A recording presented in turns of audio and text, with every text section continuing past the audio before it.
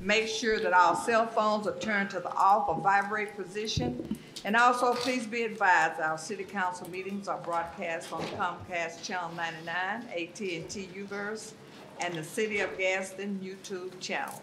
This meeting of the Gadsden City Council will now come to order. The chair calls on City Clerk Alvin Nelson for the roll call. Councilwoman Toles. Here. Councilman Williams. Here. Worthy. Here. Back. Here. Wilson. Here. Cannon. Here. And Reed. Here. We have a quorum present and our meeting is open for business. I'm going to ask Councilman Williams to lead the invocation. Please stand and remain standing for the Pledge of Allegiance. Pray hard. Pray hard. Let us pray. Father, we thank you for the opportunity to convene today. Father, we thank you for all of those in attendance. Father God, we thank you for the great responsibility that is bestowed upon us, Father, knowing full well that you are in the midst, Father God. We thank you for your guidance, Father God. Father God, we thank you for being who you are, Lord God, and we ask that you will continue to bless this great city, Father God. Bless all of those who reside within it, Father God, and through it all, Father God, we will continue to give you the glory, the honor, and the praise. For it's in Jesus' name we ask it all. Amen. I pledge allegiance to the flag of the United States of America and to the republic for which it stands, one nation under God, indivisible, with liberty and justice for all.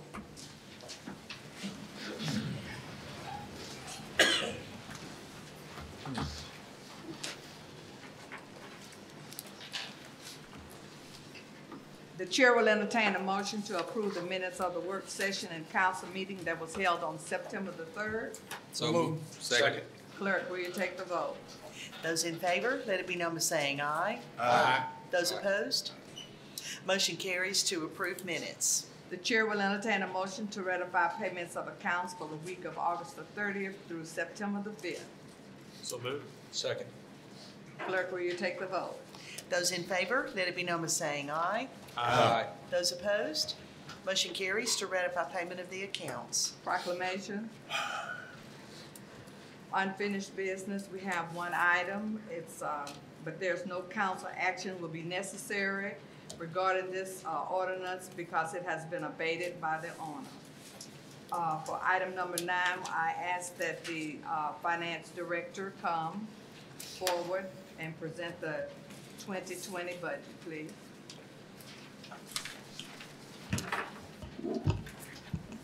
Good morning. My name is Lisa Rosser. I am the Finance and Revenue Director for the City of Gadsden, and I do at this time want to present the fiscal year 2020 City of Gadsden General Fund budget to the public. Our budget this year is a total in revenue of $52,556,230, which is an increase in revenue of $943,165 from last year. This is roughly about a 2% increase in revenue. I just gave the council members their financials for August, and basically we are showing about a 2% increase in revenues at this point. So that should be hopefully will be a good number. In breaking down the budget, let's first talk about our personnel. Our personnel this year, we had an increase in our personnel cost of $982,469, which is a little bit more than actually what our increase in our revenue base was. When we started this process back on July the 12th, it's been almost a 2-month process, but when we started this process, we had one major goal, I think, that we all knew that had to be addressed, and that was our police department. I think for the citizens and the citizens of Gadsden, that your probably number one concern, if we took a poll, would be public safety. You want to know that when you make a call to the City of Gadsden Police Department, that you're going to have a police officer to show up at your house. And at the time we started this budget, we were 16 police officers short. We've had a hard time being able to recruit officers and also to retain officers. And so we sat down and we started with a plan. And we met with the police department, a number of different men from the police department on numerous occasions to try to rectify what needed to be done. And I feel like myself that we have done what is fair to everyone at this point. And so basically what we've done is we have increased the starting pay, the entry pay for police officers from $15.09 to $17.06 an hour. That's a $1.97 increase.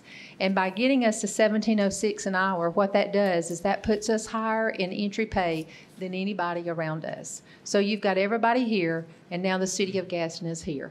So we're ahead up on everybody. And is this going to work? Who knows? But we knew that we had to put an asserted effort forward to do something. So hopefully by doing this, this will make a difference. But that's the biggest thing that took place. That entry pay will go from $15.09 to $17.06 an hour. We also, our plan included pay raises for all other police officers. We tried to keep the gap between our different classifications of officers based on years of service and different things. And so all in all, that pay plan, or what we proposed to give to the police department, was about $460,000. And whether you know it or not, that's a lot of money, even to the city of Gadsden. We were very blessed this year in the fact that we have to do transfers every year for a number of things, for grants that we have, for our enterprise funds that operate in a loss. We have to do transfers from our general account. And this year, we did not have to do a transfer for our trolley system, our trolley and darts, which a lot of you might use. We have to fund money into that program. And this year we did not have to do that because we had overfunded the program the last 3 or 4 years, and so it had money in it. So that allowed us not to have to do that transfer, which last year was, listen now, last year that transfer was $455,000. And this police plan cost us $459,000. Now, I am a Christian lady, and I just have to say it was the Lord taking care of me. So I felt very blessed that the opportunity was there. And hopefully, like I said, we have done something in the police department that will make a difference.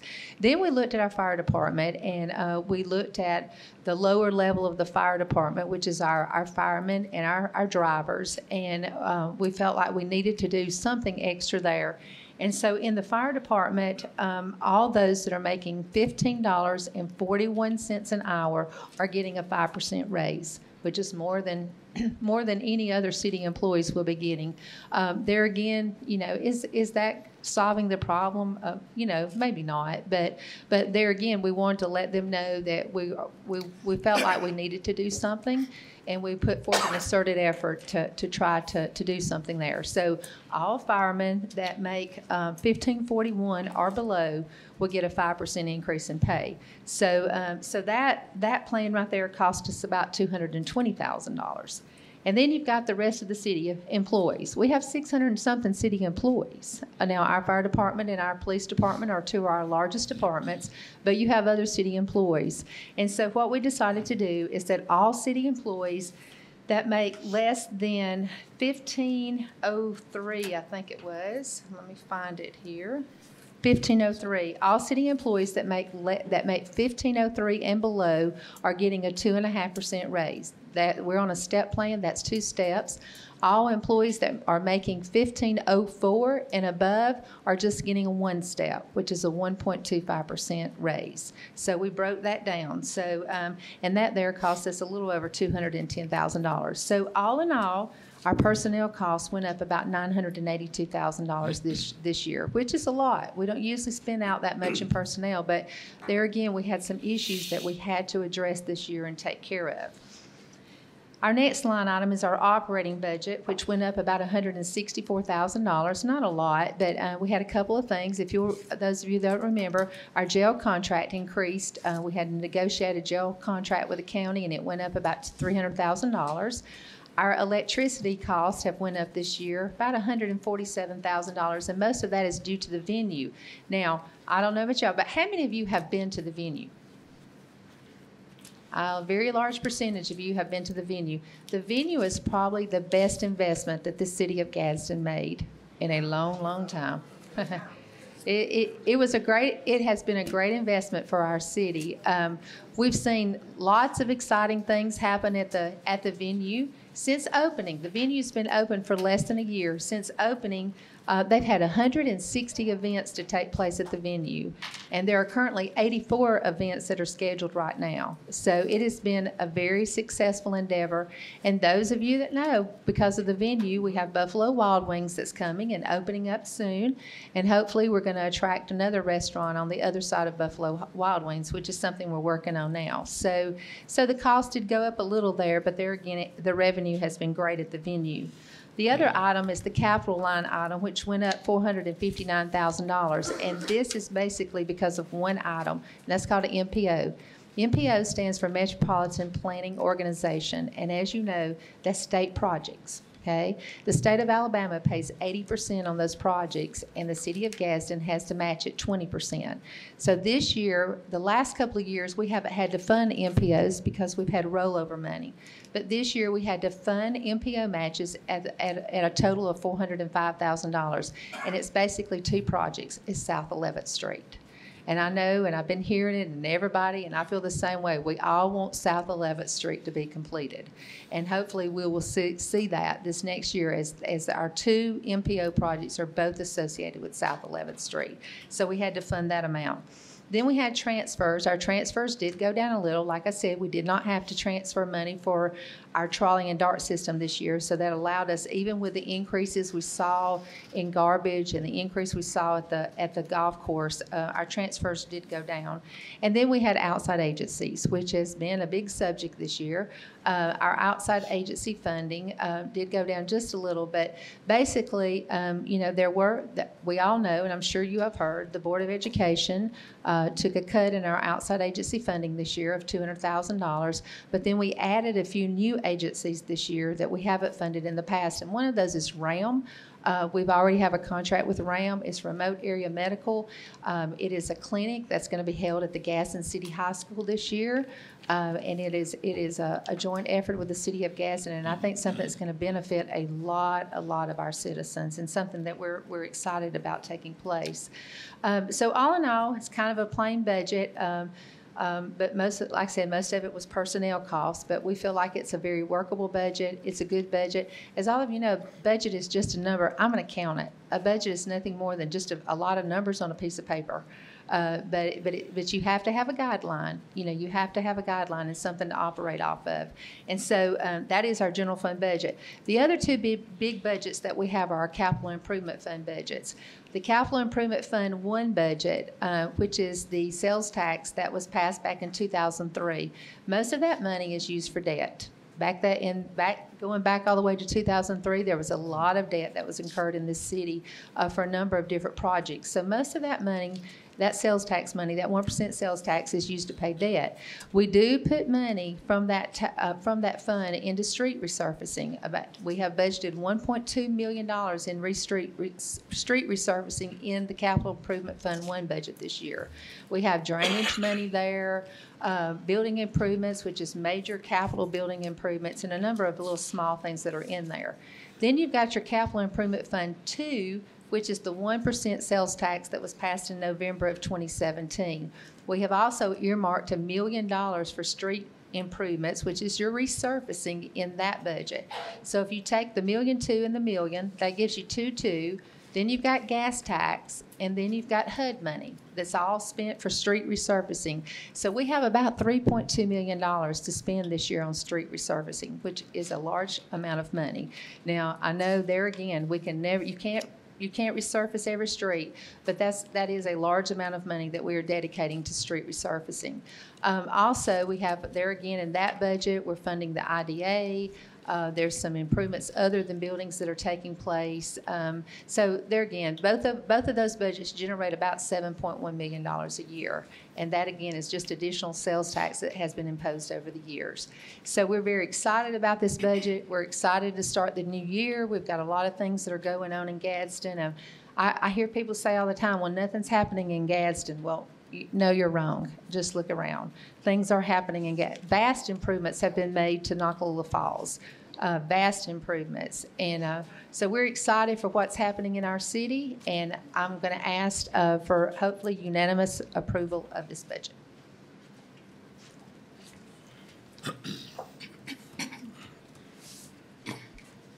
This is a time and place as advertised, to conduct a public hearing allowing anyone regarding this budget to speak. So is there anyone who would like to speak on this budget? If you give your name and address, please. Good morning Good morning. to the mayor and city council members, members of the public, other public service employees. I am Elaine Harris Spearman, attorney and president of the NAACP Gazette Etowah County chapter.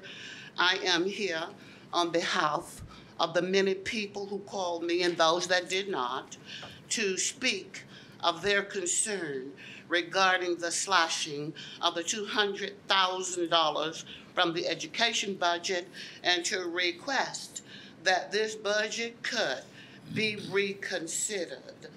Alabama ranks number 50 in education among the states of the United States.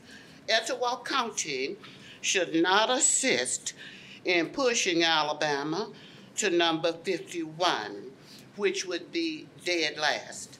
Education is the foundation to success, whether you're going to college, trade school, or providing future taxpayers to pay taxes for health care, Social Security, and other needed benefits for all Americans.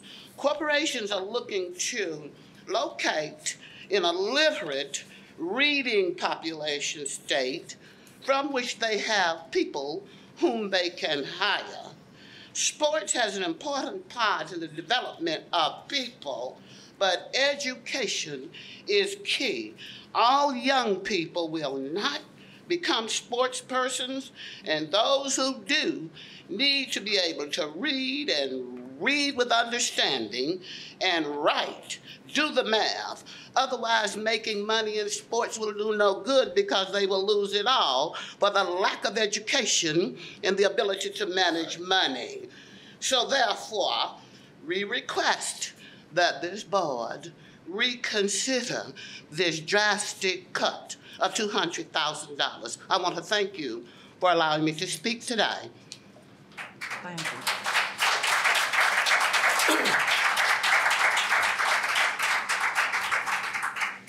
Good morning. Mark Dayton, District 5, Board of Education. Let me start by saying I truly believe y'all are doing a great job. I'm wholeheartedly behind the mayor, wholeheartedly behind my councilman and every councilman on this board.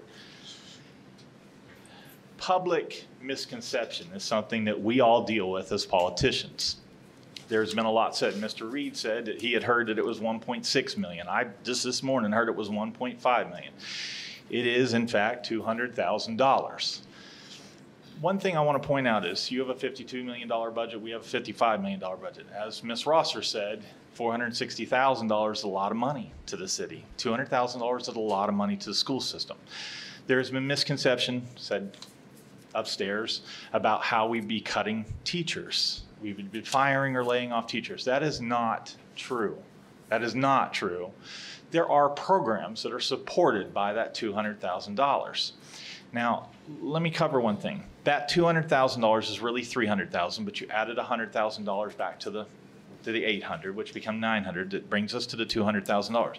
That $300,000 in the past 2 years was originally $170,000 for fine arts, which is not supported by federal or state funds. The other $100,000 was for tech, which we've gone over tech. You guys cover it a lot up here about how much you want to see tech and trade here. All right, so you actually took that $270,000 and you added $30,000 to it, creating it for reading and math programs, which still went into those same programs. I think the big problem here is we talk a lot about miscommunication with us in the county and us and our representatives and stuff. We have the same problem. I think that we need a better communication between each other on our budget. Now, one of the first things that happened, because this is a different board than it was 6 months ago, when Mr. Wilson brought up, we are now on 3 redundancies of how we have gone over, because you have 2 individuals who are big numbers guys, myself and Mr. Milligan. we have made sure that we're going over where every single dollar, because I, much like most of you, had heard there was millions of dollars sitting around. Let's build some schools. That's just not the case. At 55 million, we come out at 10.1 every year. This year, we're coming out at 9.7. So we're already behind. Those are cuts that come from federal, which in this administration right now, with the current administration in Washington, we saw $1 billion cut across the board for education this year. $1 billion cut. That hit us. It trickled right down to this city and hit us hard. Then we did give a 4%, the state gave a 4% raise to all the teachers. That was awesome. Well-deserved and way over. It took forever to get it. The problem is when they gave that 4%, that state went back and they cut programs that we received money for to pay for after-school programs, fine arts programs, transportation for our students to go to other things. $200,000 is a lot of money. That's a lot of things that can be done with that $200,000. We're not going to shut down over $200,000, as Mr. Reed said, and Mr. Cannon said. It's not going to close the school tomorrow. But I want to point out one important thing. Of 108 responses for 67 counties, 460 incorporated municipalities, 169 cities, 291 towns, 108 responses. We are the only one that is receiving a city or county budget cut. The only one in the state of Alabama of 108 responses. Now, I'm not saying there won't be 20 or 30 that haven't responded that just didn't want to tell us they were being cut. I'll be the first person to say that. But 81 of them responded and said that they are actually receiving $50, $40, $30, $100,000 more in funding from their city to help make up for that shortfall of what the federal. I love what you did, Mr. Wilson, the up and down, and what you said, Mr. Back. There have been down times and up times. Problem is, this is not the year for it to be a down time. Really, it's not. Maybe next year will be better for us because there won't be a 4% raise for teachers that next year. We need to kind of overview where we stand at with that up and down period right now. Federally and statewide, we would be the ones we'd be that one municipality that's responded. Now, once again, sometimes places don't want to admit, yeah, we're doing it to them. They're not going to respond. But of 108, 81 said we're giving additional funds. I'm not asking you for additional funds. Mr. Williams did a great thing of explaining that our superintendent can come to you and say, we want this amount of money for this thing. If it is a matter of communication and you need that money earmarked for something, please, let's meet. You pick what you want it for. If you want it for transportation for students, we will make sure that $200,000 goes for that. If you want it for after-school programs, which could take a hit on $200,000, because we're right at the precipice right now. We have 1.97% of the 2%, the 2 months of operating expenses we have to keep. That's 3. We can make that up because we're waiting on a couple grants that hopefully we'll get. But a $200,000 hit could drop us back to 1.7%. Historically, school systems that have taken down and gone at 0.40, okay, 1.6%, they haven't recovered. And I'm not saying they didn't get taken over by the state, because there have been some that said, oh, well, let's let the state take over.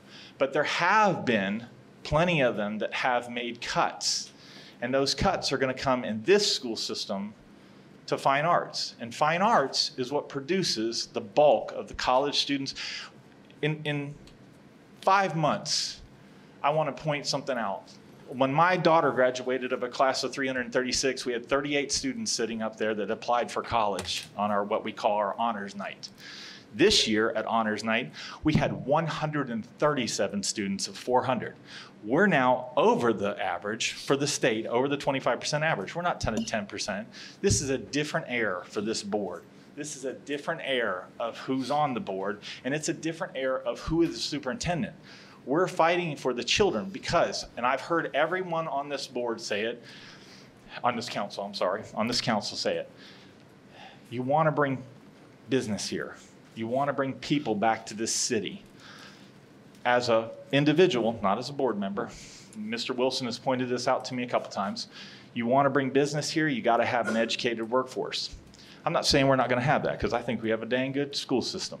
And I think we have some really awesome teachers. This year's hiring was beyond. We were number 2 in the state for how we did for hiring, and that's with a 2% tax. That means that the person that goes over here and works in Glencoe makes 2% more instantly than they would if they worked here.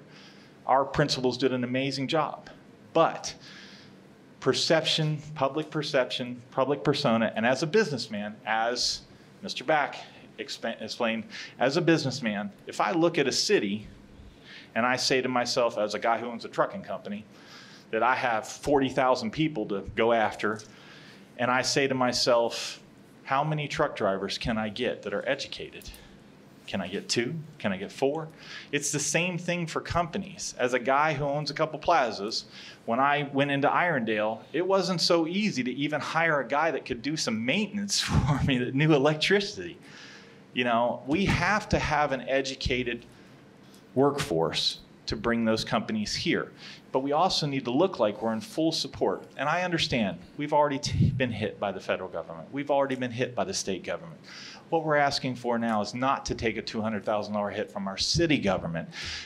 And we are more than willing to sit down with any one of you all that say, tomorrow, I want this money earmarked for this. As Mr. Reed said, some of that money wasn't earmarked. I think we've done a pretty good job of spending it. You pointed out that online, we haven't been the school system that had the best online resources. We're working on that right now. You see that we've gone to Gmail now over even .org. But we have 3 redundancies in place now.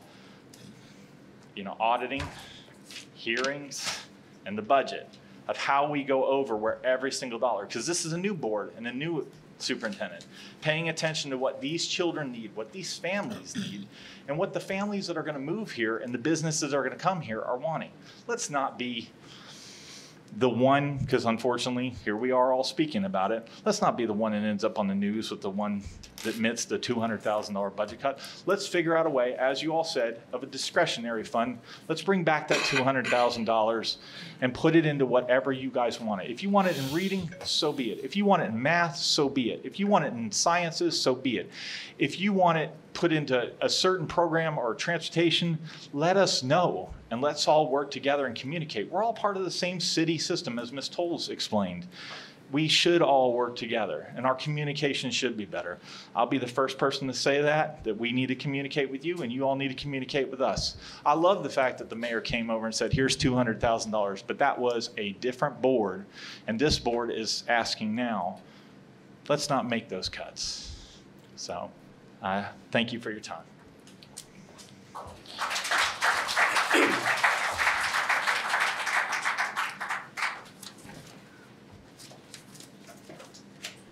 Down here. Good morning. Good morning. To the council, Your to name, the city of Gaston. Your name. My name is Marcia Kendrick. I know y'all know, but I tell you, Marcia Kendrick. I serve currently as the president of our Southern Christian Leadership Conference, SCLC. And I've really thought about this thing about cutting the budget. It says to me that you've just decided that our children are really not important anymore, that we have kind of dismissed them. The thing that we've been fighting for years to get us to a place where our children will get an equal education, we decide now that we have more transparency, there are more things that are trying to happen, that our children are finally getting an opportunity to get on board. We decide we need to find a way to cut them down through the city by not giving them money. Our theme for the school year is empowering all through educational opportunities. When you cut out money, you cut out opportunities. We know for a fact that it takes money to move forward. You will stay still and go on down, just like things have been happening. Our state school board says school business is, it says, State Board of Education says improving the schools is everybody's business. It's everybody. If you're a citizen in Gaston, Edgewater County, it's your business. So we all need to be attentive to the fact as to this money that's being cut is part of our money. It just doesn't belong to the city of Gaston. If we don't put it in, if we decide to start shopping in Georgia, we're gonna make an effect on the city of Gaston.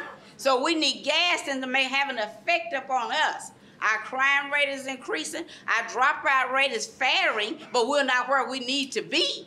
We can be the best system in the city of Gaston and throughout the United States. We can be the model program if we put forth the effort.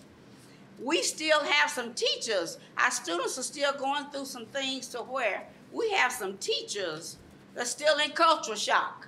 Our children are still going through some things because our teachers don't know how to respond to them. In the mega conference, they have workshops to teach children, to train teachers how to interact with our children. But do we bring that training back and put it in place? Do we continue to train our teachers so that things will change, that things will happen? Do we reach out to our children that when they decide that they're too grown for mama's house, at 16 they drop out of school? What kind of programs do we offer to go out there and get those children? Or do we just let them go? Whether we realize it or not, those are the ones that make a big impact on our city. We just turn them loose. Well, you 16, you do what you want to. They're going to survive better than I am because they have some skills that the street taught them, because the school system did not take advantage of the opportunity to teach them, to take advantage of, to go out there and get them. We ought to have somebody in place to reach out there to them. And I know we got second chance, but if they don't come, we don't go. They're still out there astray. We need to really, really make a difference in our school system. We need to let our children know that the school system is for them. We need to make sure that our parents understand we're here to educate your children along with you. We need to be sure that parents are included at whatever measure it takes. Some of this money that we're putting back in the budget, do something else with, we probably need to reach out to some parents and see if we can draw some parents, because one reason parents don't participate sometimes, because they don't know. We know we have parents that can't read, they can't count. We can act like, set up and act like everything's okay. Everything is not okay in the city of Gaston when it comes to our children. You can ride down almost any street right now, and you're going to see 8 to 10 young men between the age of 16 and 20 walking down the street. And who's seeing about it? Who's checking on them? Who knows what's going on? But we want to talk about our crime rate. We want to talk about our bad children. Who made them bad? Who allowed that? Where did it come from? We are the adults. We ought to be the one to set the pace that our children will get what's due them. When they get to be 22 years old and you've already set the pace, you've already did all you can do, you ought to be able to hold your head up and say, I reached out to them. I gave them all that was available. I made sure it was at their reach. But we don't do that. We would rather put them down and talk about it. We worked hard to make a change in our educational system. And you all know that because you know my face from coming right here many of times to talk about making a change with our superintendent and our Board of Education, with our school system. We continue to go backwards. Our numbers look better, but is our program getting any better? Are we really doing anything to make a difference? But every time you take $1, we're taking 2 steps back. I ask the council today, reconsider. Don't worry about what the superintendent may have hastily said in a whatever. Put forth the effort to make sure that it's about our children. Whatever is said, whatever is done, that our children are at the front, that they're getting the best education possible. You know, I look at some of our children right now, and I've said it and I say it out loud. I have a 3-year-old great-grandson that's almost reading, that knows his cousin, his name is that. When he get to 1st grade, if the system don't improve, they won't have anything for it. And not only me, some more of us have great-grandchildren that's in the same shoes. Our system will not be equipped to handle those children. We won't have anybody to teach them because we're not preparing them. We need to be looking forward to what's going to happen right now and as we move forward. So again, I continue to ask, to reconsider your decision to put the money back in the budget, that our children will be at the front of whatever decision that we make. Because I know every one of you know the obstacles we've already had financially, and it's not getting any better. It will continue to get worse unless we make a difference. Thank you.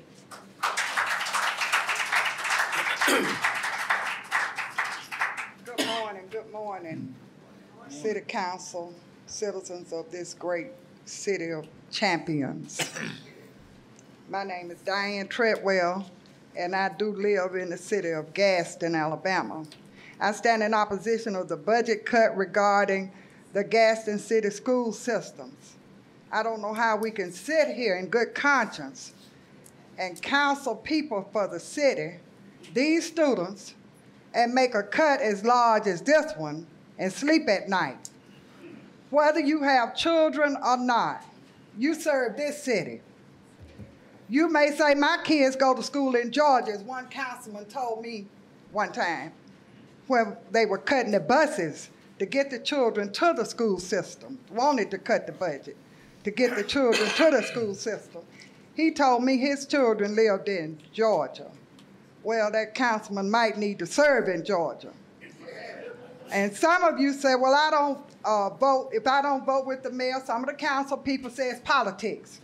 If I don't vote with the mayor, Sherman Guyton, you know, he won't help my district. Well, most likely, he does not care about your district anyway. We pay 10 cents on the dollar. Listen, we pay 10 cents. Excuse me for 1 We minute, pay please. 10 cents on the dollar. Mr. President, we're not supposed to be mentioning We pay 10 cents on names. every dollar we spend in this city. God just want a dime. Sister Treadwell, Yes, ma'am. you can continue speaking, but please don't call any names. I didn't call it. Sherman Guyton is the mayor, isn't he? Yeah, That's the but, only name I called. but we don't do that. You pointing him out. Well, the mayor of this city of champions. If we don't help him, he won't help us. So it's time for us to stand up. I want to thank Miss Rosser. She says just numbers. It's just numbers, but it's dollars. We're talking about dollars now. A whole lot of dollars.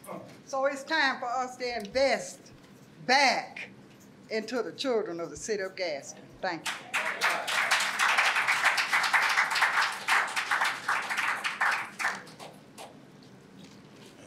Good morning. My name is Stephen Thomas. I'm going to be very brief. I just got a couple of opinions of my own that I'd like to share. Concerning the schools, I think Mr. Reed got it right. I mean, $54 million is a lot of money. And I tend to lean toward the position that somebody is taking money. We need an audit. You know, I mean, we need somebody to look into it and make sure that money is being appropriated in a good fashion where it's going to benefit our children's education. You know, it's all the way around. There need to be some more transparency and accountability where money is involved.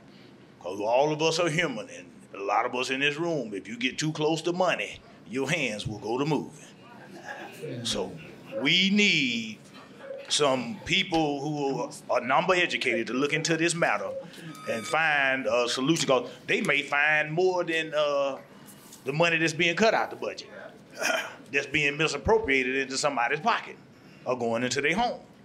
We need to know about the welfare of our children where money is concerned, because it's going to take it to make it. Okay, now I'm done on that. Couple more brief words. And concerning the portion of the budget that would concern the police department, I do think it would be a good idea to give them full paid insurance. I mean, we're losing a lot of them, but if they have some good insurance, at least they can provide a good living for their families, take their children to the doctor, get themselves seen about. They're subject to get shot and killed at any time. I mean, and all of us know we got people all around us on drugs and everything else, and we don't even want them in our house, relatives and all. So they got it. When they acting a fool, who we call? You don't want to kill them, so you call the police. You wrestle with them. They might kill them. So they need a good insurance policy, and they need a good burial policy too. So I think we ought to provide that. And I believe if we covered the insurance, we would have some money that we paying for, that they paying out of their checks every week for the insurance to have a raise. Not just a proportional rate, something that would attract people to want to be a police officer. Because who wants to be wrestling and fighting with some clown? I'm done. Before Mr. Cole comes, after Mr. Cole, Mr. Huff is the last speaker. Good afternoon. My name is Joseph Cole, and I'm a resident of Atlanta, Georgia, by way of Gaston. I graduated from in this system. First of all, I would like to ask this council, since you have a website and you may do it, you should make the budget, place it on the website so the citizen can see it, or either on Facebook, because they're hearing all these numbers for the first time, and nobody knows what's in the budget. So it should be put in a place where the citizen could go and pull it up and see what's going on in the budget. I don't know if you do it or Mr. not. Cole, Yes, you sir. can go to the Gaston City website right now and see budgets going back to 2006, I think, or 2007. Okay. Everyone, they're in a PDF. You click on them and it pops right Fine. up. Well, you need to let the citizen know that. I'm glad you made that Yes, statement, sir. because a number of people do not know Yes, that sir. they can't access the budget. Yes, sir. Secondly, I hear and I stand in opposition to the fact that you plan to cut $1. I'm not worried about if it's 200, 500. You do not need to cut $1 from the school budget. I hear all these increases. I'm very glad the police got it. I'm very glad for the fire because I have advocated for them. But what is the justification for the cut? Everybody talking about you cutting. Why are you cutting? You're increasing everything else. You got increase in your funds. Why are you cutting the school budget? $1, if anything, you need to increase. And it's puzzled me. I heard, like Ms. Treadwell said, the rumors that the council members are not against it. And if we go against the mayor, he won't do anything in our district. I just don't believe the mayor that vindictive. I don't believe he is that vindictive. And you're trying to put it at the foot of the mayor, but you are the ones who vote on this. All the power that he has, he does not have power to purse. You 7 people will make that decision. And I'm sure there are schools in all your districts. And you are voting against students, 5,200 students. A cut, why? I want to know why. You didn't do it under the previous superintendent. You never called him in here to answer any question. Are you holding this superintendent to a higher standard? Why is the cut? What is the justification for it? Why? They have more reserves, we haven't. That does not matter. They supposed to have reserves. If they drop low in their reserve, the state will take over. Why are you cutting them $1? You have not made the statement. You talk about all the increase, but why are you cutting them? And then why are you giving $10 million for a sports complex at Gaston State? You can do that, but you're going to take $200,000 away from students. Look at all these people in here. Some of you have family, you have kids. These kids go to school. This president of this council talk about how important reading is. We need to read. You cut $300,000 from the reading program. What is the justification? Why? I just want to know, why are you cutting it? Did the mayor take it because the mayor submitted it? Doesn't mean you have to accept it. All of you individuals in here. There's Mitchell on the mountain. There's a school down on Rainbow Drive. All of the students are going to suffer from the cuts. Why? Why? Is it this superintendent? Is it this board? I want to know why. Something in the milk isn't clean, and it's a bad smell to this. This man said this is the only system in the state of Alabama that's getting a cut. Why? Can you explain it? And if it is not the truth, why are you cutting this one? Why? What's the reason? What's the cut for?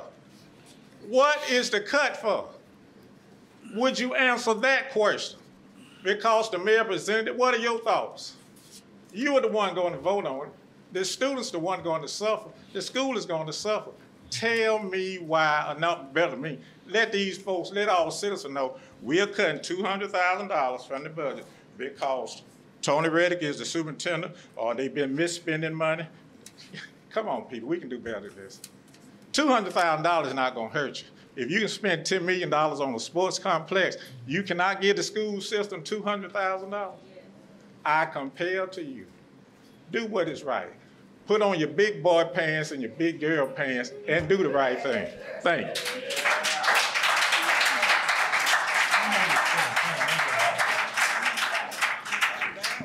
I'm Zachary Andre Huff, 1104 Brookside Drive, Gaston. Serve as the chairperson on the Board of Education. I've heard the budget, and I think the police department and the firemen is well deserved of what they're getting. I think they've been pushing for that for several years, and just now getting an opportunity to do that for them. I applaud you for doing that. But I will say, if you remove money from the education, you're gonna be looking for more policemen. And you're gonna need to hire more because crime is gonna go up. I am very disappointed in hearing that you're even deciding to do that. You know, I heard in the budget concerning RAM that's coming, and it's gonna benefit citizens, but why would you sacrifice our children for RAM? Because you're taking from the education, you're saying, to help out with this new program. Okay, these are our children. They already started out, you know, in the world already behind. We need to be trying to invest more and more and more into our educational department so that we'll have some people that one day when you're not in position, they'll be running this city. I've heard also about the venue. Well, you know, everybody have their opinion about that. And then, you know, Buffalo Wild Wings and another attractive site, and the money being invested into the mountain and into Rainbow City. But I live in District 3. And you all know that we don't get nothing in District 3. Yeah. And in our system, a lot of times people look at the certain schools and say that certain schools are the schools that everybody want to go to. They seem to be the better schools. But I have a problem when we do the same thing, not only with the schools, but only with the city too. I think everyone need to, you know, when it come down to the budget and money being put into the different districts, that just like you want, and I heard you ask the superintendent if the monies are being distributed fairly, it need to be distributed fairly in the districts as well. I asked that the mayor, because I've talked to a couple of council persons and they said it's the mayor's budget. And I asked the mayor, if you will, reconsider, give us an opportunity to do what's right by our children. Our children is our right now. You know, don't take away from our babies. We have children. Yes, sir. I don't even get to vote. I understand that. You're right. You're right about that. You're right about that. You don't get a chance, but it's yours that you're presenting. So if you never present it, they will never vote on it. And since the mayor doesn't get a chance to vote on it, you do. And you have vowed for people to vote for you that you would do the right thing. And if you don't vote for it, then it don't pass. Okay? So we're asking you to consider the children in your neighborhoods, in your districts. Don't rob them of their education. Everybody don't learn on the same at the same level. So some do need after school tutoring programs. You know, I know some of you on the board, I can't call names, but you know about education. You've been in it majority of your life. You know that it would be unfair, and you wouldn't like it if you was in the position of education, a person that is as a principal, or as a teacher, as a superintendent, that needed funds for programs in order to make our children much smarter and to get it at the level they need to get it if they snatched away money from you. I've heard also it was 1.5 million. Now it's to the point it's 900,000. That's more than 200,000 to me. Never was. It was at 1.5 and now it's 900,000, whatever it is. But to take Never one was. red cent from education Never was. is unfair to our children.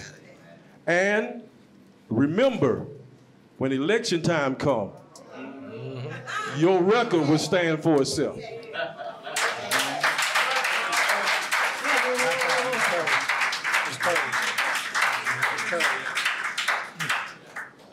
I be brief? Yes.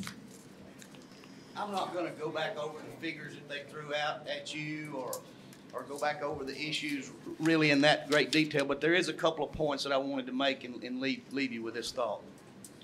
First of all, there was implications and innuendos earlier about misappropriation of monies or slush funds or things of that nature and not being accountable. And I want the citizens in this room and the citizens of our city to know that the Board of Education is audited every single year by the state of Alabama, and they have found no discrepancy. So there is no slush funds that I'm aware of, and if anybody has any specific information, I got Steve Marshall on my speed dial on my phone, being a circuit judge for all these years and a lawyer. I know him personally, and I will be glad to forward any investigations to him of any misappropriations of monies or funds. We are accountable. Second point I want to make is we are a new board. We've only been in office 4 months, and myself and Mr. Dayton and the others, we've been looking at the old audits and the old monies and the board and the budgets and those type things. What took us by surprise more than anything was we had our meeting last week about planning our budget for this coming year. And in the middle of this hearing or what we were going through, we became aware of possibility of cuts from the city budget. Up to last week, we knew nothing about it.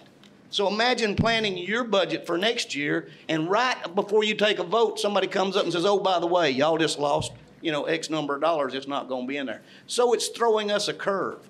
We had asked for, I think, actually an increase in funding with the documents that we submitted this year. Didn't get any response back on whether it was going to get the increase, but at least we were contemplating that we would be getting level funding, and now we're not.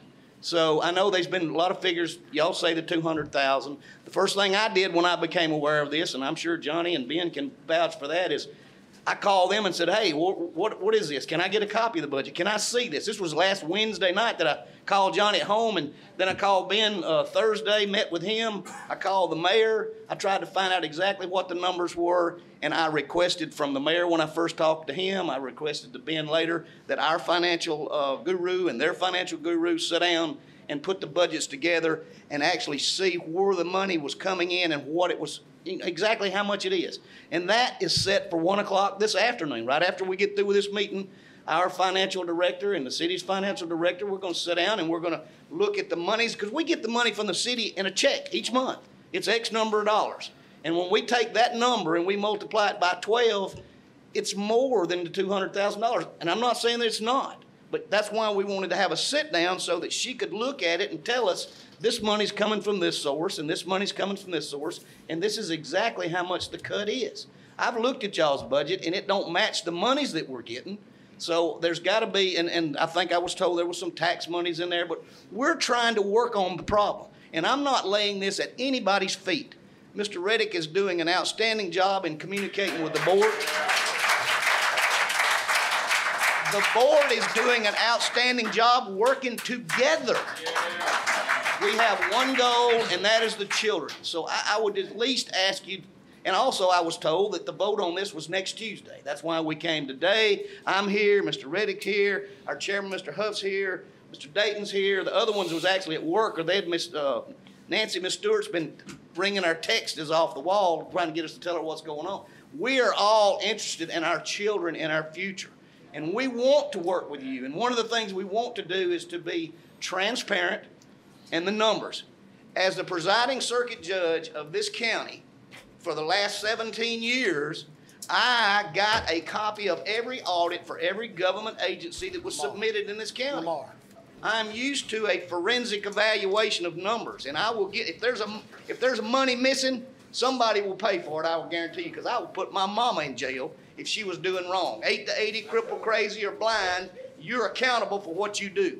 And our board is going to be accountable, our superintendents want to be accountable, and we want to have an open line of communications with this city council. And we appreciate any efforts that you could give, and we'll work it all out. But anyway, I don't want to go back into the numbers, but I just wanted to make sure that everybody understood it. We are audited. There are no slush funds, and if you've got information that says that there are, you let me know. I guarantee you I'll call somebody that'll get to the bottom of it. Thank you kindly. Ms. President, if I may, Ms. President. I'm not getting up here to go over back what everybody else has said. Only thing I want to let— Your name, please. My name is Shirley Dates. Okay. And only thing I want to let you council members know is that you all came out in our districts and you all just campaign like you were going to do so much. And you haven't done one thing, especially in District 5. I haven't saw anything that you have done in District 5. Ma'am, did you no ma'am. Other than settle for your no ma'am. That's not true. Did you just hear the review of the South 11th Street corridor? It's not $11 million. It's not finished. I want no ma'am. It's not finished. It's not finished. We have really went out and stuck our neck out for you. You haven't done one thing for District 5. I'm just satisfied with what I see. Mr. President, if I may give some true facts here. These are true facts. This is all that's what in the budget right here. What the city of Gaston is giving to the Board of Education. The city of Gaston is going to give the City Board of Education $900,000 in the 2020 budget. In addition to that, the city is going to pay on a bond issue that funded the athletic stadium $200,000. In addition to that, we're going to pay $200,000 more on a bond issue that funded the technology building. In addition to that, the city of Gaston is going to pay $967,000 towards the bond issue for the new Gaston City School. We're also working on South 11th Street, the bridge. We got resource officers at Gaston City School. And all this together comes to $2.3 million. That's what the Gaston Board of Education will be getting, $2.3 million after this is said and done. And I would like to say that where was all y'all's people last week, the week before, 3 weeks before that, a month ago? I've never seen all y'all people here. Y'all come up here when something that's just kind of concerning you. Well, anyway, and besides that, I'd like to say, I would like to say to the— I will dismiss this council meeting now. Sergeant at Arms, on this area over here, if there's continuous, we sit up here and I respect everybody that talks. I respect everybody that talks. But when you talk when somebody else is talking, that's rude. So Sergeant at Arms, I need Sergeant at Arms on both sides. All these people that does all this talking unnecessarily, I ask you to remove them. I've got one more comment I need to make. It's going towards the president of the Board of Education. I always remember you said that we're voted in and we're on our record. Just remember the Board of Education is too on their record, voted in. That's right. That's all I have on this subject. Madam President, I just want to real quick, and I'm trying to maintain after that personal attack that had nothing to do with this budget or the Board of Education. But I just want to say this right here. Here's a list of my discretionary spending for this year. 63 agencies that I've given discretionary funding to. 17 times those agencies were direct programs of the Board of Education. I gave money to the Gadsden High School bowling team, the Gadsden High School golf team, Litchfield Middle School band, Gadsden High School facility rental for the Boys and Girls Club, the Boys and Girls Club Basketball Classic, the Carver Revitalization MLK Parade, the Gadsden City High School girls basketball team, the Board of Education Special Olympics program, Stripling Elementary's new roof I gave money to, the outdoor learning space at Ure Brown Elementary School, Litchfield Middle School just for general purpose funding, Gadsden City High School tennis teams, boys and girls, Donahue Spring Fun Day, the Board of Education Text Blitz, Gadsden City High School football program, Gadsden Middle School basketball program, the Love Center, the Big Brothers and Big Sisters 8 times, the Boys and Girls Club football preview banquet, the Carver Revitalization Committee First Saturday program. Don't tell me that I'm not doing anything for District 5. No. No, I do want to comment a few things. I'm sorry, Mr. Reddick, but if you want to come, but hey, we're spending all the same time.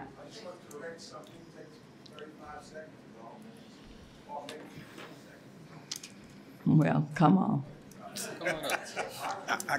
Come on down. Come on down. But he is the last person to speak on the budget. I just want to emphasize, if it's my understanding, of course, in regards to what Mr. Kenny has talked about, all of that money we pay back to you. That money goes back to you, is my understanding. Now, I'll get with my staff to confirm that, but that's my understanding, that all that stuff about the stadium and the career tech and all those things, we give that money back. No, sir, that's No. not correct. You can get with Ms. Rosser if you want to talk with her about that. Superintendent Ray, I will say that I don't know about the funding for the athletic stadium or the funding for the career tech building, but I do know specifically when I was reviewing the 2003 city budget yesterday, preparing some of this data that I wanted to share to try to keep this conversation civil. The 2003 budget does clearly state in the ordinance that there was a $29.6 million bond issue by the city of Gadsden to pay for that, or to build that school, and that only a portion of it, and I don't recall, but it was less than 50%, would actually be paid back by the school to the city, and that the city would absorb the other cost, total cost of the build. So I know there was some payback, but it's not 100%. Yes, sir. Yes, sir. Yeah, but again, it was over $20 million that wasn't paid back out of the $29 million total bond issue. Yes, sir. Yes, sir. I don't disagree with that at all.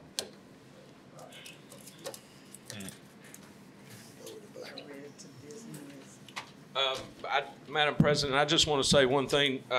In response, Mr. Cole, you made a comment about how funding for the city had never been cut before for the Board of Education, and that's not true. I went back and compiled all of this data, and you can see this is the city's funding. I know you can't read it, but you can at least see that it goes up and down over the last 15 years or so. So in 2010, we cut the Board of Education budget. 2011, we cut the Board of Education budget. 2012, we cut the Board of Education budget. And then, of course, it started to creep back up after that. And this line that you'll see running through this chart at the top there, and don't worry, I provided this information to the Gadsden Times. It'll be published and made public, but it is a linear positive line. Yes, there are times when that line goes above and below the average, but we have consistently over the last 14 years increased the funding. And again, this is just the outside agency funding. This doesn't count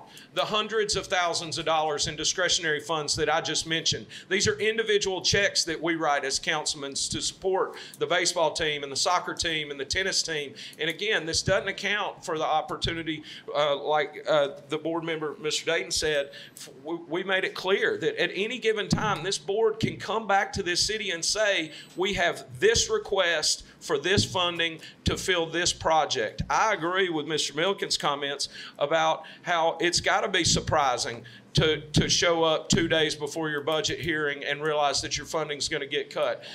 But well, and listen, I'm sure there will be plenty of people up here. That's not my point. I just want to say, as a business owner, I have borrowed millions of dollars from banks to try to grow my business that I started in this community 10 years ago with nothing in my pocket.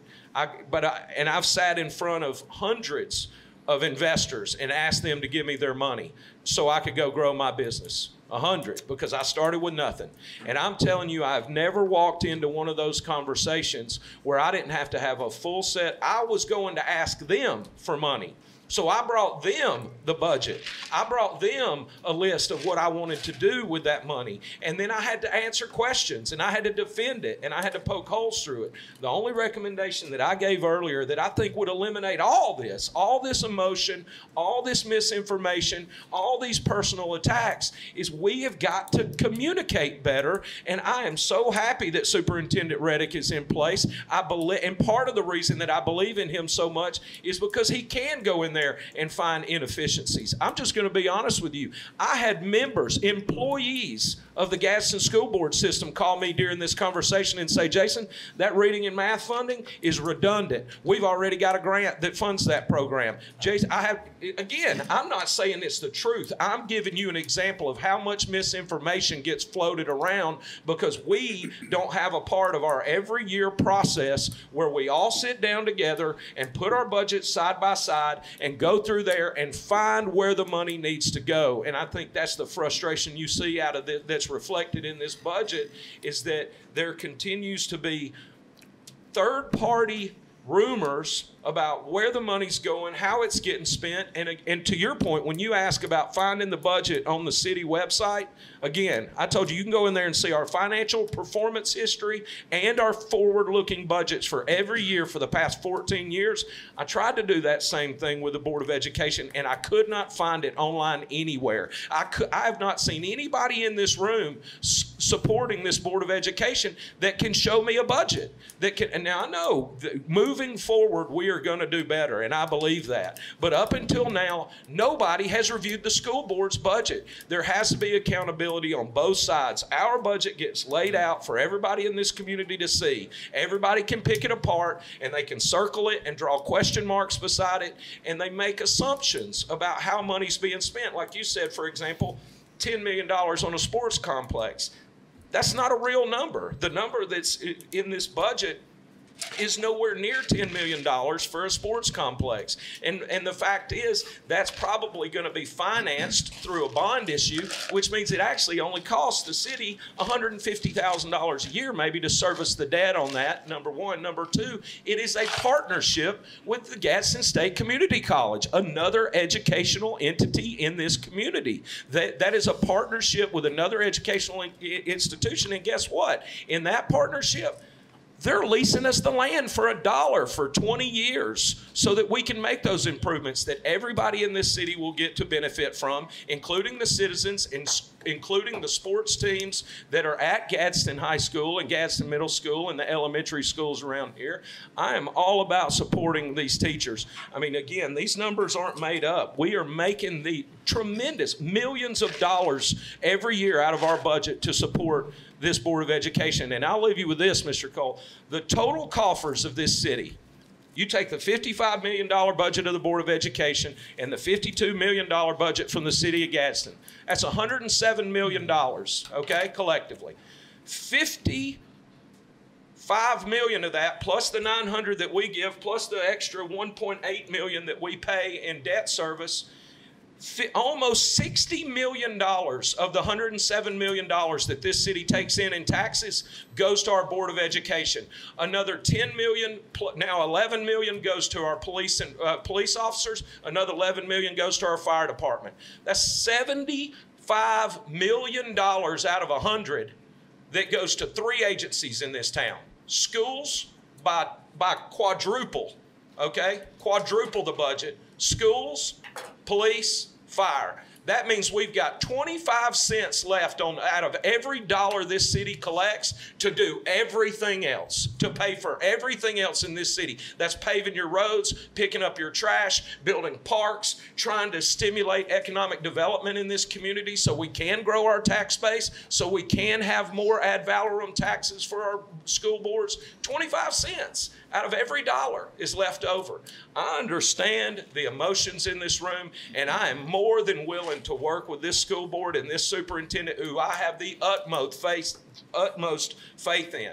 But to come in here and make personal attacks at this city council because of limited information. I promise you there's no doubt in my mind that every single opponent to this budget in this room, if they got to spend 30 minutes in the room with the rest of the people here that are discussing this and actually be explained the numbers, would have a much different opinion. But it's easy to come up here.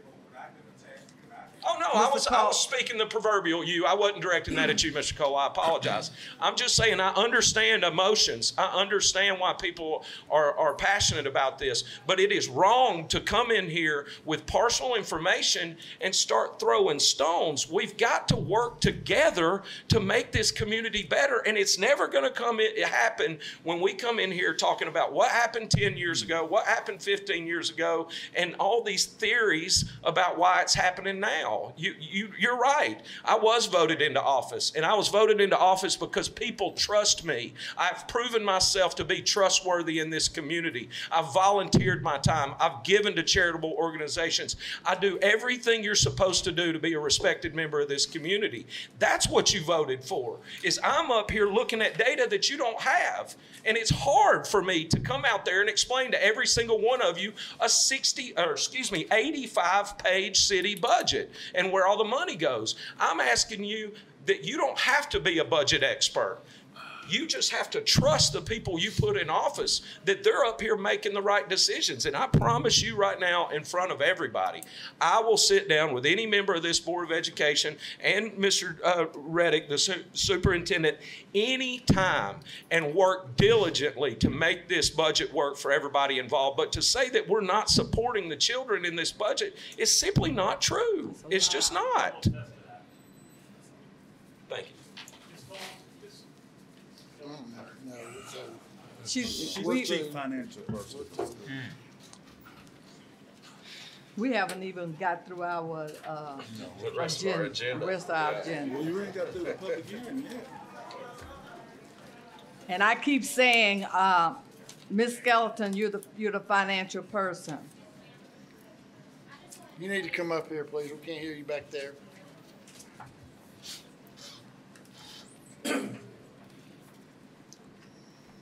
I just wanted to say that per the state, we can't put our budget on our website until it's approved, but the budget hearing was listed on our website, and you can come anytime, and I have packets I can hand out. You can email me. It's available. I just can't post it until it's been approved. Yeah. But anybody can have a copy, and the hearing was open to the public. Sure. So they had their budget hearing last Tuesday. Yeah. And they'll have another one tonight. Well, and again, I'm not trying to hold y'all's feet to the fire on that. I just want you to know that, and I'm looking forward to that. I was just making the point that, again, historically, when I went to try and find data over the past 15 years on what we have given in the past and what the budgets look like, none of that information was on the board's site, whereas if you go to the city of Gadsden, you can easily find, within 2 clicks from the homepage, you can find 15 years of historical financial data. And that's where I was pulling these charts and trying to give everybody numbers to work with, because we all get emotional, but numbers don't lie. 1 + 1 is 2, and it always will be, no matter what the color of our skin is or what part of the community we live in. And so that's what I want to get to. I want to try to remove the racial tensions associated with this and the demographic and socioeconomic tensions associated with this, and let's all get in the same room and talk numbers and make this thing work for everybody. And now I submit a city funding application every year. Sure. But I've never gotten anything back. Yeah. So is it my job to keep pressing and saying, please meet with me, please meet with me? I don't know how that works. I don't disagree with you, and I can't speak to that. But I mean, and I'm not new saying as it doesn't well. happen, but I would encourage you to. Yeah. I Okay. mean, That'll be a question that you can ask the finance director when you all meet today. Okay, thank you. yes, ma'am.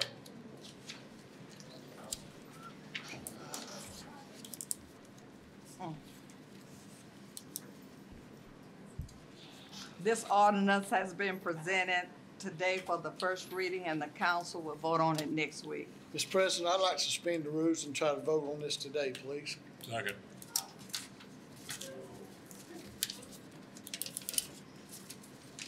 Any discussion?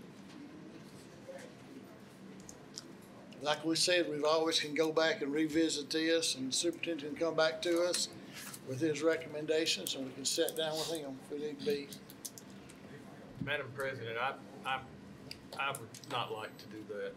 This is too big of a flashpoint. It's too big of an issue. That, to me, that gives the appearance that we're trying to rush something through, and I don't want to be a part of that. So I would say no to that.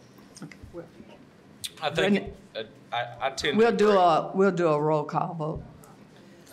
Okay, this vote is for unanimous consent to consider the budget today. President Tolles? No. Williams? No.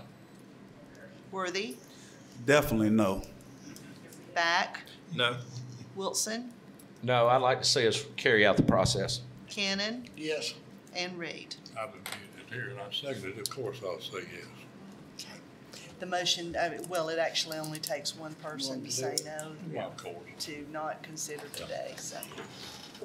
Okay. This will be voted on next week. Our final public hearing is a resolution approving issuance of an alcoholic beverage license. Cynthia Mosley and Joseph Roger doing business as a Steel located at 221 South 3rd Street in District 4 have applied for a lounge retail liquor license, Class 1. Is there anyone who would like to speak in opposition to this resolution?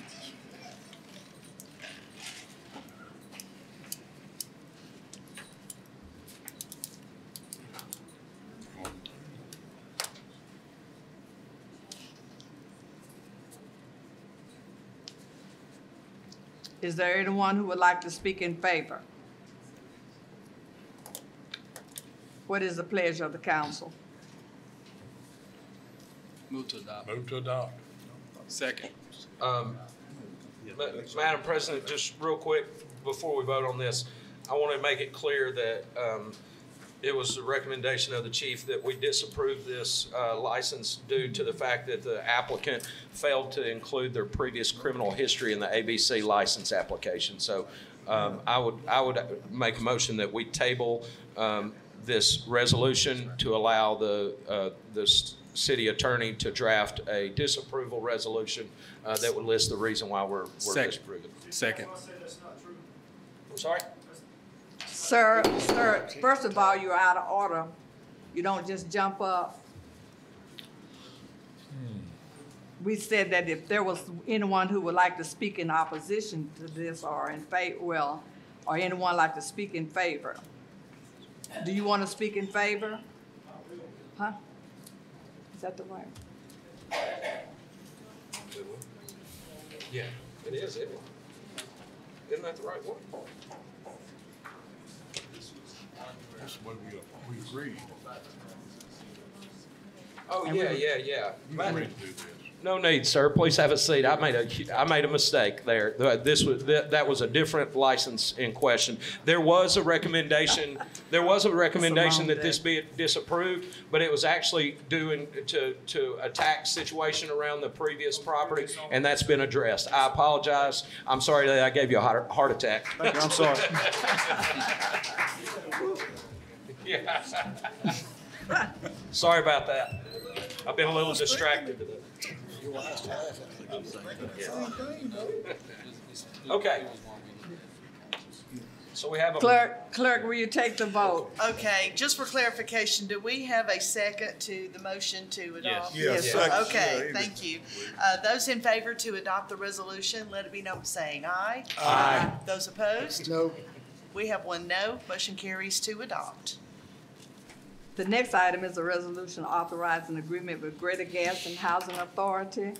And this continues the community oriented policing program in the public housing communities for the fiscal year 2020. The city will reimburse for the hourly rate of the officers, and the chair will entertain a motion to adopt this resolution. So moved. Second. Second. Is there any discussion? Clerk, will you take the vote? Those in favor to adopt the resolution, let it be known by saying aye. Aye. Those opposed? Motion carries to adopt. Is there any new business? Any committee boards reports? We have a citizen request, Glenda Jackson, highlighting successful community endeavors concerning drug prevention and awareness.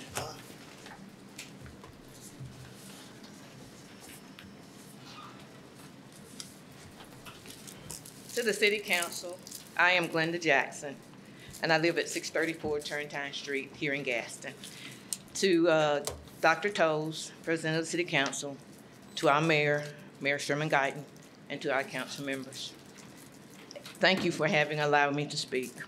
I am coming as the Neighborhood Crime Watch Coordinator for the Dishku community. And first of all, I want to thank our law enforcement personnel that have helped and worked with me in our community, the drug task team, and the police officers, and all involved as we have cleaned up our neighborhood. I'm going to speak of some of the things in which we have done in working with Chief Jaggers, Captain Keener, and all the work that they have helped us clean up our neighborhood. We had 13 drug houses over the last 12 years, and we have none now. And it is because we have women involved in our Neighborhood Crime Watch who are proactive ladies. It's 7 of us, and we have stayed in communication with our police officers, and we thank them so very much for supporting us. When I was talking to Captain Keener a few months ago, I mentioned to him that in the phone calls that I have made over the course of 16 years as I have been a Neighborhood Crime Watch Coordinator, I guess I have called over 4,000 times. And every time that they have been very respectful. And when there have been situations and problems that I have encountered, we follow protocol and things have been resolved. And so if you're a child and I am an educator, we had someone at the city council last week that was, it was spoken that the mother, children, there is a curfew in the city of Gaston. Children should go to school. Know where your child is, know where your children are. When we were growing up, Dr. Toles and Councilman Worthy, we all went to the same church. And our mothers of the church were our police officers. It was a village that raised us. And it's a village that will raise your children. Education is most important. My parents, neither one of them finished high school, and all 6 of us finished college. The very first thing that we heard in our house, I guess the 3rd word that I said was, heard my mother say, was she going to college? And we all finished college. So I want to encourage parents. As an educator, I don't have children, but as an educator and having parents who stress education, become involved with where your children are. There's a curfew in the city. Find out what the curfew is. The curfew is at 10 o'clock weekdays. On Friday and Saturday nights, I think it's midnight. If I'm wrong, correct me, Chief Jaggers. But there is a curfew. 12 on weekends and 11 during the week. If you have someone blocking your street, we call the police. Let them know what's going on in your neighborhood. Become proactive, become involved. Take your neighborhood back. We have taken our neighborhood back. It has now become from drug infestation to a family-oriented residential neighborhood in our Dishku community. And I want to thank the ladies that helped me as being the Neighborhood Crime Watch Coordinator as we have worked to keep our neighborhood clean, and we are proactive, and I want to thank our law enforcement personnel. I want to thank the the drug task team. The drug task team consists of police officers from the city of Gaston and throughout the county and the sheriff department. If you have a problem, call 549-5465. That's the drug task team with the city of Gaston. With the drug task team.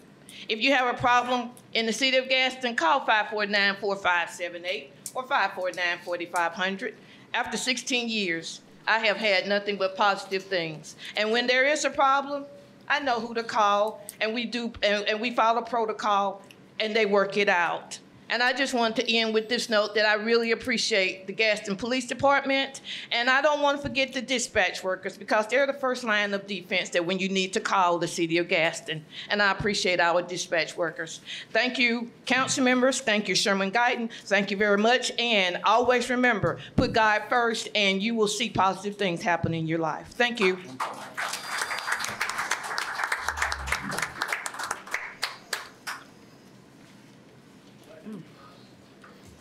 Remarks by the mayor and council. Mayor? I just want to add a couple of figures on some of the other things. We went through the 900,000, 200,000, 200,000, 2.3 million, 967,000, 1.7 million for the soccer field and track at Gadsden City. The security at Gadsden City, we funded that. Also, we did this is ball fields in every part of town that we paid for because there was no baseball fields for the elementary, junior high, middle school students. Also, the resource officers, we first started paying for that, and we still do, but we also started a tutoring program after school and paid the teachers to teach the kids how to read and understand what they're reading. And we funded that when we first got in here too. And so, there's so many things that, there's just so many things that the average person don't know until they hear something negative, and then they think that's, the worst there is. We get about $2.2 million that flows through all the auto suppliers that we have here. There's about $2.2 million comes from the state into the school system. We don't even get that money, but it comes to the school, which is a good thing. That's something else since we've been getting those jobs here, which, by the way, there's about 1,800 open and nobody wants to work. But that's about all I got to say. Whatever. Councilman Williams. Yeah, thank you, Madam President. I want to say that, as long, it took a while, but I do appreciate all of the commentary. It's not often that our public meetings, in the orderly meetings, allow for public comment, or we do allow for it a lot of times, but people just don't take advantage of it. So I appreciate all the comments. The only unfortunate thing that I see as it relates to that is that I think the emotion far outweighs the facts. I honestly think that when you look very specifically at this process, however you may feel about $1 or $200,000, at the end of the day, if the school system falls short in any respect, they have the ability to submit a hardship request to the city and have that difference, whatever it may be. By that time, it may be a much bigger number. But they have the ability to do a hardship request and have the city consider making up that difference. We have a history with outside agencies of considering those types of requests and actually coming to the rescue when called upon. Now, again, I know some people my granddad used to always say some people operate under the understanding that why mess up a good story with the truth? But the fact of the matter is that's the truth. If truly this change in the budget appropriation will cause a hardship for the school system, they have the ability to come back to us and make a hardship request. What I want to encourage everyone to do, and I mean everybody, and I know, again, it's a whole lot easier to speak where you are and speak from where you are, but I want to encourage everybody to become intimately familiar with the finances. We all pay taxes. We all pay taxes, and if you can't, and if you haven't taken the time, especially if you're a board member, if you haven't taken the time to understand those financial documents, that's a problem. So please take an opportunity to understand those finances intimately, and you'll be in a better place in terms of being able to provide those services that all of us so dearly want to make sure our children get.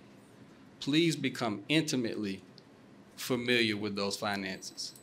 You know, not just passively, not just emotionally, but become intimately familiar with those finances, and you'll make better decisions. Budget exercises are difficult. They're very difficult. They require very difficult decisions. They require strategic thinking. They require fiduciary responsibility, and they require equity in planning, which means that everybody doesn't get the same every time. They require some level of equity in planning. This budget very clearly takes into account and addresses opportunities in public safety and industrial recruitment. There are a lot of economic headwinds that exist out there. We don't really know what's out in front of us. So much of what's taken into account within this budget is our ability to respond and diversify our economy. Now, again, there are some things we can talk about that are open for public consumption, and there are some things that are not, all right? But again, I want to make sure I make very clear to the school board and to the board superintendent that if we reach the point, if you reach the point to where this appropriation or any other budget circumstances result in you sustaining and in encountering a budget hardship, you have the ability to come back to this council and make a hardship request to have that difference considered, to have that hardship considered. That's not a new process. That's not something that we came up with just because of today's meeting. That has always been there. That has always been there. That has absolutely always been there. Please understand that, and I hope you can hear the sincerity in my voice. I think the panic is misguided. I honestly think the panic is a little bit misguided, and there is an opportunity to make up any hardship going forward. That's all I have, Madam President. Councilman Worthy. Yes, Madam President. There's a lot been said here today, and first of all, thank you all for coming. And the budget is good in one way, and I would love to support this budget because of you guys that's standing back there. I've stood there in your shoes, and we've been begging for a raise for you all for a long time. But long as we have the $200,000 cut in the budget for education, I will not support this budget. Because I want the superintendent to have the same opportunity to succeed as all other superintendents. What type of signal is this sending to businesses that want to locate here? Because this school system has to educate the citizens in order for them to have a job. And like you said, we have about 1,800 jobs. We just had the job fair. We need our kids to be educated. And it's no hard feelings. You know, you're going to vote the way you're going to vote. That's your business. But it's taken away from the kids. That's the way I feel. You know, my kids went through the school system. I went through the school system. If the school system fails, so does the city. So we have a new school board that hadn't been in office 4 months, 5 months. We have a new superintendent that's only been in office for about 14 months. Give them a chance. That's all I ask. Give them a chance. And it's been some accusations been made that they may not be spending the money right. Well, where was this at when we had the last superintendent in office? Why we didn't say something then and ask for an audit then? That's all I'm asking. And like you said, y'all had the budget meeting on the 3rd, having another one tonight. And I want to go to that one. I plan on going to that one tonight so we can see. I sat down with the chief financial officer of the school yesterday. We had a meeting, and she showed me the budget, showed me the money that when they take that money, we may lose some teachers because it's going to fine arts. I hope not, and I hope I'm wrong, and I hope I heard her wrong. But I just want us to sit down, because if we don't sit down and try to work it out, it's going to hurt not just the kids, it's going to hurt our city. And we got to get beyond that. And Lord knows I want our police officers and firemen to have a raise. I wish we could give them a bigger raise, because they deserve it. Every time they go out, every day, they put their life on the line. And we have to give them more money, because like you said, we're 14 officers short. And I talked about this didn't just come up. Joseph Cole been coming up here for years advocating for the police and fire to give them raises. So this ain't the first time you've heard of it. But now it's got to a crisis point. And if you remember, about 6 or 7 months ago, I said, sitting up here, we could keep our head in the sand as a city council and not give them the raise, and then we won't be able to answer calls. It'll be a crisis mode. It's come to that. You know, I had a man that come up here was complaining about he called for a report. Took over an hour. I talked with some people about it, and they said sometimes it takes longer than that, because, you know, they have to answer the priority calls first. And I think he came up in went to your office and complained. But hey, what can we do? Might as well, everything else goes to my office. So, you know, but my thing is, I would love to support this budget. I would love to vote yes. I had one of the officers a little while ago out there said, please support the budget. I want to, brother, I do. But I cannot go against the kids, because our kids deserve every opportunity. And, you know, and I see the reason why the numbers are, everybody talking different numbers, because if you take the $300,000 from the reading and math program, you know, like you said before, if the state just passed the law, if the kids are not reading on 3rd grade level, they're not going to let them move on up. And Ms. Benez, when she came up here and gave us an update, it shows that the reading programs is making a difference. So I don't know if the $300,000 is going to be in that $900,000 or not. I guess they'll talk about that this evening. But then if that $300,000 is in that $900,000, that's $300,000 less that the board get to use for whatever they need to use it for. So that's why the numbers are all over the place. And maybe after y'all meet, Ms. Rossa and Ms. Corey, y'all could figure all that out. But that's all I'm gonna say. But I really appreciate everybody coming, and we do need to reconsider. That's all I said. Thank you. Yeah, Madam President, just one quick point. As it relates to the call for a forensic audit, that's not a brand new idea. That's actually something that was suggested. You know, I consider Mr. Reddick a dear friend. It was something that was suggested as he was being sworn in to cover himself.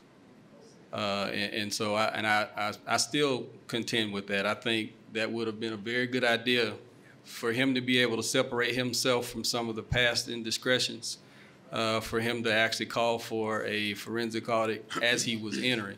It's what I would have done. It's what I would have done as I was taking the job. So I don't want, a lot of times these things get presented as if they're brand new ideas and they haven't been discussed yet, but that's something that's not new. I want to say one thing on the forensic audit, Councilman. On a forensic audit, now, correct me if I'm wrong, you're an accountant. When you do a forensic audit, you're looking for theft. And you only gonna look at whatever that department is that you think somebody's taking money out of it. Well, okay, so you could do a forensic audit for the whole department. You know, for the, anything involving funds. Oh, okay. So I remember when I asked us about doing a forensic audit here at the city, they told me it was only for a department if it was theft, if we thought theft was involved. So which way is it? It could be misappropriation of funds. Thank And the reason I asked that, I met with the judge, I really did, and we talked about it. And I think on that side, they weren't completely clear on their budget or procedures or whatever. Now, when it got down to supplements or whatever, to me, that forensic audit, like I said upstairs, was to go all the way down in and pick up on those type things. Supplements, whatever. Your lawyer could probably speak, it's just terminology. All right. Is an audit. Forensic is just a scientific or an investigative, authority, audit. It speaks to the level. You're It speaks to audited the by level of line. the audit. Now, if you want to move that money, some of it over into a supplement for X person, then that's what I wanted to pick up on to give y'all the information, what was going with y'all's money. You have to understand if you're going to run it, you got to know where the money's going. That's the first rule. And you and I talked about that, and I picked up from numerous calls how the slush fund, if they had blah, blah, I don't know. But when you do an audit, you find out when you go deep enough to check on those edges, how that money's being handled. Councilman Batt. Thank you, Madam President. This is my first budget hearing. I'm one of the 2 new council members. It's very eye-opening. This whole process has been very educational, very eye-opening. It's been asked, and it's a very good question, why? Why? And so here's what I take away from the why. This is, and let me put a marker right there. This is going to be available. Councilman Wilson did a really good job on coming up with some information, and you'll get to see this. I know you probably can't see it very well now, but I'm assuming our media folks will put this online and you'll be able to see this. The linear line is going up. Historically, the Board of Education receives more money in a continual way since 2008 is when this starts. What I have learned is that a city budget is very much like our personal budgets, except our budgets, the school board and the city budget has a lot more zeros and maybe a few more commas. But it still boils down to the same basic math that we learned in elementary school. And one of the things is you can't spend more money than you have. And as entities that are operated on tax dollars, you can't do that. Okay, that's why the school board's audited every year. We're audited, so there's a very close scrutiny. Back to the question of why. This just so happens, and as you'll see this chart, you can probably see it has variations in it. It's just bad timing. It's just the luck of the year, but we have an increase in personnel of $980,000 that's long overdue. The jail this year, for a long time we've rocked along. Now we've got a new jail. That was really big in the news. That increase was $300,000. And then as Ms. Rosser pointed out, a $405,000 increase with our MPO expenses that we haven't had for I think 2 or 3 years. And everybody hates driving down South 11th Street, present company included. I'm dodging hoses. It's like playing Pac-Man back when I was a kid in college and stuff. So those 3 numbers total $1.685 million. 1.6, so let's just say 1.7 million. Mr. Cole, I'm sorry, right here. I didn't speak when y'all were speaking. I would really appreciate the respect of not speaking while I'm speaking. Okay? Thank you very much. I'm going to repeat that because people were talking, but those 3 are basically $1.7 million. The question was posed, why? Why are we having a cut? Okay, we've incurred $1.7 million in expenses that we didn't realize from last year. So that's just an increase. We also have some new funding in some of our outside agencies. The YMCA, RAM is coming on board. We do things at the Center for Cultural Arts. And there's other programs that all involve children. I don't appreciate and I do not accept any kind of an innuendo that me personally or this council, I can only speak for Kent Back, that is doing something to harm children or to hurt children. A lot of you have known me for the 60 years that I've lived in Gadsden, and a lot of you know who I am and what I do. A lot of you know what I do when nobody's looking, and a lot of you know what I do when people are looking. My wife's a 36th or 37th year teaching kindergarten in the Gadsden City School System. I sleep with the teacher, okay? Married to a teacher. I do care about children. When I ran for this office, I put my hand on a Bible. Judge Bill Ray, retired Judge Bill Ray, gave me my oath, administered my oath, and I swore on the Bible that I would have a fiduciary responsibility for this city, okay? I'm going to wait and let other people finish, I suppose. I thought this was my time, but I'm going to... Anybody else have anything they need to say or do while I'm speaking? That's, by the way, it's very disrespectful. I wouldn't do that in your house. I won't come to your meeting and disrespect you when you're speaking.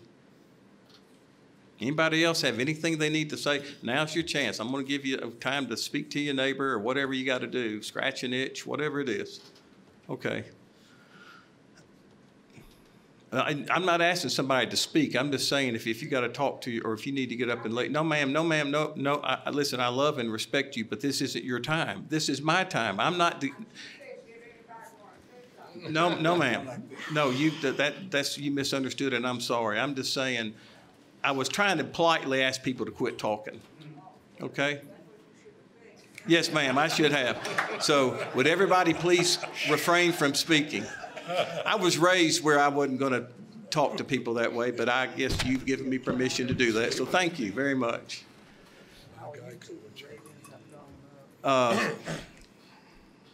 Get back to where I was. I swore in the Bible that I would take this job and take this so seriously. I've been accused in my campaign of not being tough enough. I've been accused on public media of being weak. Screaming and emotions and yelling does not illustrate toughness. That usually illustrates a bully. What illustrates toughness is having quiet resolve and looking people in the eye and doing what's right, doing what you think is right. Amen. Okay? Even when maybe other people don't think so.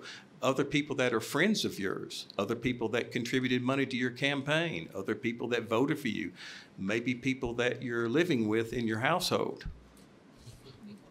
I'm not going directly, but I'm talking about my wife, okay? She's a school teacher. Being tough means having that kind of a resolve. Being tough is raising a daughter that led the fight for integration in sororities at the University of Alabama. Being tough is having a son that lived in Harlem for 10 years, introducing Jesus Christ to people that don't know the Lord, okay? So there's a lot of definitions of being tough. I have my own. So don't misinterpret my kindness for a weakness. Don't do that. I'm having to make a decision based on the city. I'm wearing the City of Gadsden jersey because I'm an elected official, District 4, City of Gadsden. This year is a tough budget. We've had $1.7 million in kind of unfunded or unexpected increases. Let's talk about the capital budgets real quick. We have two of them. They generate $7.1 million. They're called capital budgets because you can only spend it on capital expenditures. If you look into the information that Ms. Skelton gave me, by the way, I've met, I think, twice with Mr. Reddick and Ms. Skelton, very good meetings. Talk about having confidence in two people. I have confidence in Tony Reddick and in Corey Skelton. Everybody needs to rest easy with our money at the Board of Education. We have good people there. There's salaries and things that are paid out of the money that we give, because you gave me a report that shows that. Well, the capital money can't go toward that. So the capital money goes toward capital things, such as maybe a soccer, softball, baseball complex or things like that, roads. And so you can't confuse these budgets. You can't, we have different revenue streams, and you can't commingle them and then go out and spend all of these. So trying to draw this to a bead here is that this is not easy. This is, you know, politics is a contact sport. For those of you that don't know, I walked on the football team at Auburn for 3 years. I was a kicker, but I was made a blocking and tackling dummy for 3 years. I'm very, very familiar with contact, and every time on the losing end of that contact, okay? So I understand where we are, and I understand that everybody wants to be happy, but that's not the world we live in. This year, we've had to make some hard decisions, and that's tough. You have to be tough to make those hard decisions. You know, my district has Ure Brown Elementary School in it. Do you not think that the fine arts program is very important to Ure Brown? My son and daughter went there. They both played the violin. My son played the cello and the stand-up bass. Okay, so I understand what we're doing here. I'm fully aware of what's going on. And I'm fully aware that I have a responsibility to do what I think is best and do what's right. It's been said that we need to know the budget. I know the budget. I've read the budget. Have you read the budget? Do you know all these things that I'm saying? I've even learned stuff today about the budget that I didn't know. So before you go and come up with these real hard opinions on how bad we are or how we don't know what we're doing, walk a mile in this Indian's moccasin and know what you're talking about. Because for those of us that know, when you speak and you don't know, you look foolish. Okay, now tonight there's going to be a budget meeting at the school board. I would love to see all of you there with the tenacity on the school board budget, and I hate to wish this on you guys, but turnabout's fair play, that we have. Because I know people have been recruited to come here today. So, you know, and you have every right to come here every Tuesday. But we're doing the best we can. Y'all, this is not a perfect world and it's not a perfect society. Having the police funded properly, having a jail, all of this involves kids. And I've done a little bit of research. I'm not an educational expert, but there is not a lot of empirical data that shows money equals a better educational outcome. The city of Decatur City Schools spent about $695,000 about 3 years ago, and they have some of the worst, at that time, some of the worst test scores in the state. So sometimes money does help, but I tell you what helps. Making sure your kid gets their homework, making sure your child has a breakfast, making sure they're saying yes ma'am and no ma'am, making sure they're showing up and doing what they're supposed to do, getting a good night's sleep. That's how you have a better school system. That's one way. You know, we have a lot of work to do in this town, and this $200,000 is not going to make or break our school system. We need to, I mean, it's a holistic approach. If we really want to have that conversation, let's have that conversation. Let's have the conversation of how can we be the best school system in the state of Alabama. I want to have the best school system in the state of Alabama. If we want to have that conversation, I'd love to do that because I have a lot of research that I've been doing that shows that it's not all money and it's not all the teachers are doing a bad job. It starts at your home. It starts at your home. And if you're not at your home and if you're not raising your child, then there is the beginning of the problem, and you expect the schools and the police and the courts to fix the problem that you started. That's why we have these big jails. That's why we have a jail overcrowding problem. It starts at home. My Marine Corps daddy, World War II Marine Corps daddy, there was no problem at my house when I was growing up. Not one problem, because he ran the house. And that's what we need to do more of. Whew. I appreciate your kindness, and I appreciate you listening to me. Thank you very much. Councilman Wilson. Wait, that's out of order. That's out of order. Any other outbursts, we'll just ask you to remove yourself. Councilman Wilson. I don't have much to add other than to say that I too consider Superintendent Reddick a dear, close personal friend. I dare say that there was nobody, this was well before I was even a city councilman, that was as excited to see Tony take that position over. And there's no doubt in my mind that he'll do a great job. And part of the reason that I think he'll do a great job is because he does know how to find redundancies, and he does know how to find if there is excess spending or mismanaged funds. And I want to make it clear, I'm not accusing anybody of a criminal activity. I don't think that anybody's hiding money over there. I don't think think anybody's intentionally misusing it. But as a business owner, if you think there's any business in the world that cannot get better at what it's doing right now, you're wrong. There's inefficiency and mismanagement in the city of Gadsden. There's inefficiencies and mismanagement at the school board. There's inefficiencies and mismanagement in my business. It happens. And all I'm saying is not about audits and not about finding where criminal activity happened. My point is about communication. Just sitting in a room together. We're all together. You know, nothing more than today has made me regret running for this seat, I'll tell you that, because I had no idea how angry people are in this town and how much they point that laser beam directly at these 7 people up here. I had no idea. I'll be the first to tell you. And you're right, I knocked on hundreds of doors in District 5. Hours and hours and hours walking and listening to people's problems. And even then, I had no idea how hateful and angry this town is. And rightfully so. Everybody's mad about something. And 9 times out of 10, that laser beam gets pointed right up here.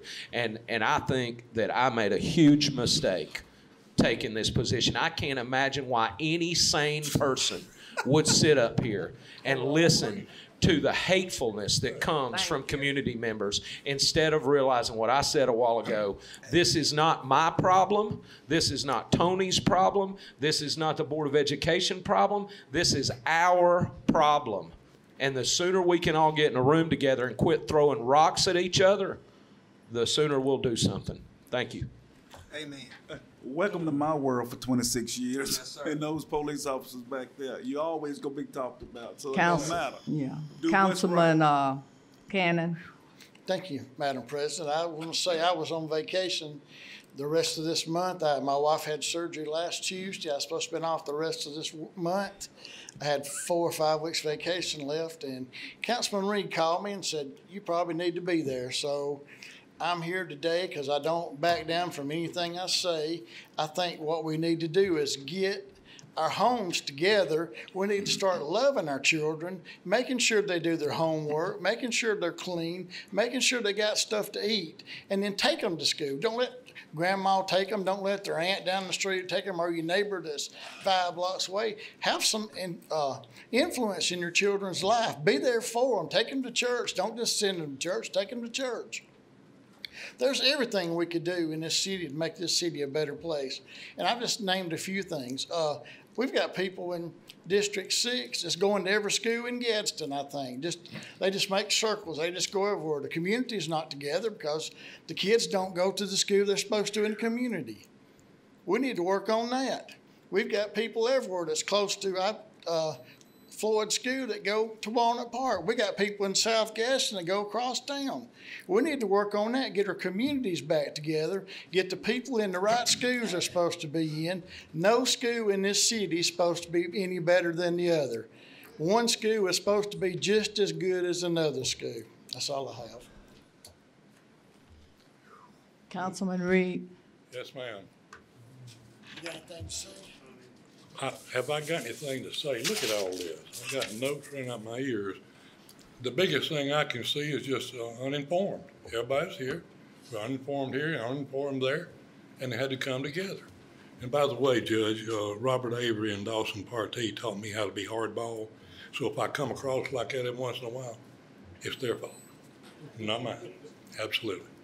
But I'm going to go what Debrick said. The reason I said a forensic audit, unlike what you got, when Tony came in office, we asked for that in a manner of speaking, because things need to be cleaned up from before.